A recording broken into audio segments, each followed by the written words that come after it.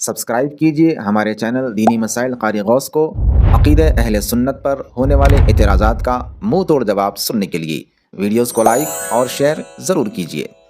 بے شک اللہ اور اس کے فرشتے نبی پر درود بھیجتے ہیں، لہٰذا اے ایمان والو تم بھی نبی پر کثرت سے درود اور سلام بھیجا کرو۔ اب اس کا ایک معنی تو ہم ہمیشہ سنتے آتے ہیں، اللہ رب العزت فرشتوں کے ساتھ درود بھیج رہا ہے، ہمیں بھی حکم ہے درود بھیجنے کا، سلام بھیجنے کا۔ لیکن اسی ایک آیت میں بہت سارے اعتراضات کا جواب مل جاتا ہے اگر ہم تھوڑا غور کریں۔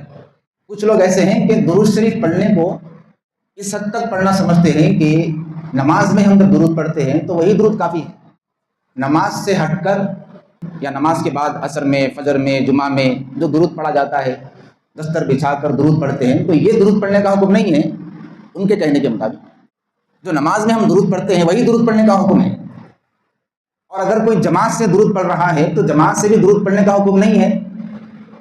پڑھنا ہے تو اکیلے اکیلے پڑھ لو، ایک شکل دیکھ کر ایک امام کو مقرر کر کے سلام میں درود کے دستر پر پوری جماعت مل کے درود پڑھنا یہ بدعت ہے، ایسا اعتراض ہوتا ہے۔ اب اسی آیت کریمہ کے اندر ہمیں ان تمام سوالات کا جواب مل جاتا ہے۔ جماعت بنا کر درود پڑھنا یا جماعت بنا کر سلام پڑھنے کا جواب خود اس آیت کریمہ بتاتی ہے۔